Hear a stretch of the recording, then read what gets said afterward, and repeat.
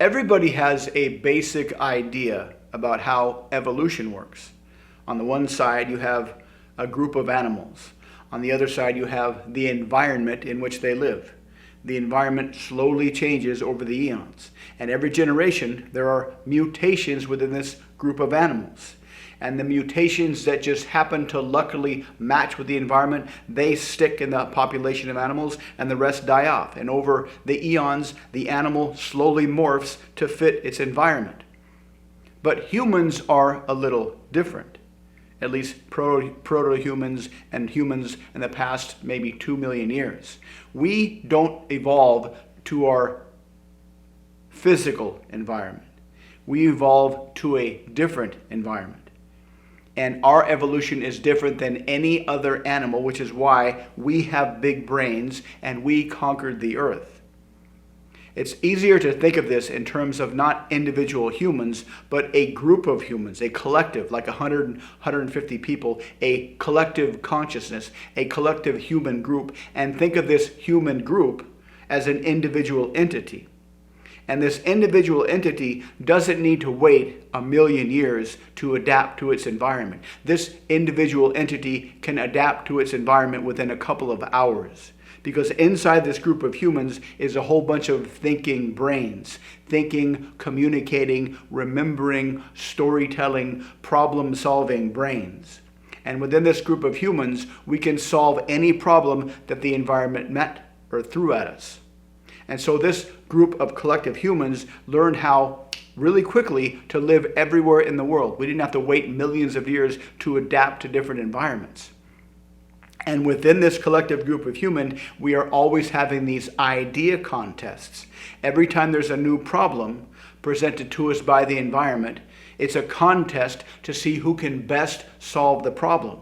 Because in this collective group of humans, it's a very, very, very harsh, strict hierarchy, where the higher up you go in the hierarchy, the more sexual opportunities you get. So people who are the best problem solvers, the best at the ability to persuade other people of the validity of your ideas, they get to reproduce. Nobody else gets to. So this driving engine of this collective group of humans, the driving engine of this collective group of humans that moved all over the world, that conquered all the problems they came up with, is a kind of never-ending idea persuasion contest. Because if you have a group of humans who are always engaged in a never-ending idea persuasion contest, that will produce fantastic ideas that will always solve the problems of the environment. Now, there's two components to winning the idea persuasion contest. There is the idea, and there is the ability to persuade people of your idea. But which is really better? Imagine someone who is really, really persuasive, but they don't really have such great ideas, compared to someone who has great ideas, but they're not very persuasive. The person who has great ideas, but they can't persuade other people of the value of their ideas, is really not that much different from somebody who doesn't have any ideas. On the other hand, the person that is persuasive, the person that has a strong, congruent frame, they're going to be respected, and they can be the idea sorter, and they can persuade everybody about whose idea is best. This is the stereotypical guy who doesn't need to be the smartest person in the room. They just need to have the smartest person in the room on their payroll. And so this is the person that wins this idea contest, the most persuasive person. And this is the environment that the human brain evolved in. Our environment wasn't the physical environment. Our environment was other humans and this never-ending idea persuasion contest. This is why our brains tripled in size over the past 2 million years. There was consistent upward pressure on brain size because whoever had the best brain won this contest, and they had the most kids in the next generation. The question is, if our brains evolved to be a persuasion machine, an influence engine, why is persuasion so difficult today? Why does persuasion feel so confrontational today? Why is persuasion such a low probability endeavor today? Well, we can understand why when we look at how decisions were made back then versus how decisions are made today. Back then, decisions were always physical things we needed to do. We had to look at that animal over there and come up with a logical, step-by-step way to kill that animal and eat that animal. Today, decisions are not logical. Today, decisions are mostly emotional. Back then, the decisions we made were critically important to our lives, and they were very, very time dependent. If we saw a herd of woolly mammoths over there, we had to kill one. We had to kill one today, or else we'd starve. Today, our decisions are not nearly as time dependent. Back then, everything was win-win. No matter who won the idea contest, everybody benefited. Today, a lot of persuasion conversations are win-lose, or they seem like they could be win-lose. If I get my needs met, you might not get your needs met. Back then, everybody lived together all the time. So no matter who won the persuasion idea contest, everybody would still wake up and see each other the next morning. Today, after the persuasion is over, you go your separate ways and you might never see each other again. So the reason persuasion, modern persuasion, seems so difficult is because everybody is using the wrong model. Everybody is using Stone Age persuasion techniques to try to persuade people to do emotional things that don't have a time dependency.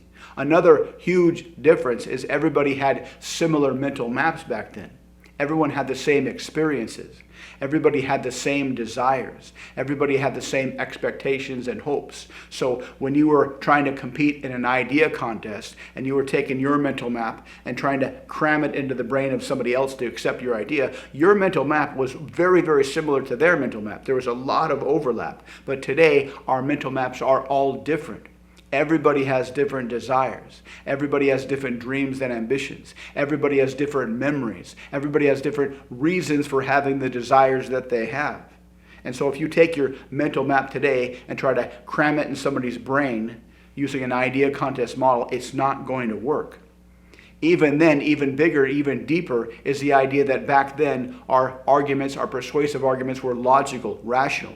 So if you try to take a logical, rational argument, force it into some kind of time dependency, and try to cram that rational, logical mental map into their brain, you're going to have a very, very, very low probability rate. If you use Stone Age technology to persuade people today, it's going to fail miserably. But this is the instinctive model that everybody teaches. No matter what sales book you read, no matter what sales training you go to, no matter what company you work for, and they teach you how to sell things, they are all using a Stone Age model that doesn't work very well for modern decision making. The good news is you can custom create your own model that works fantastically well in the modern age. Understand that everybody's mental maps are completely different. Understand that decisions are emotional and not logical. Understand that there's really no time dependency, so putting pressure on someone from a time dependency standpoint will backfire. And you can construct your very own custom-made, highly effective, no confidence needed persuasion model. The first step is to turn off your ego, to turn off the compulsion to say, my idea is better than your idea. The second step is to realize that the mental map of the person you're talking to is completely different than your mental map. The third step is to lay off the pressure. Just relax. Take your time. Be patient. The fourth step is to create as much rapport as you can, because back then humans had huge amounts of rapport with each other. You follow these 4 steps and you will be a persuasive superhero, a laid-back, no charisma needed, no strong frame needed, introverted persuasion superhero. Turn off your ego.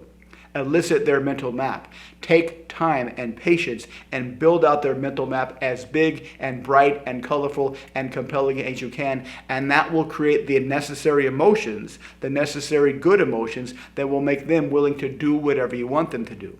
So try this method out. Turn off your ego. Elicit someone else's mental map. Build it up as big and bright as you can. Then toss in your suggestions. They will accept it like crazy. They will love it because this triggers the halo effect.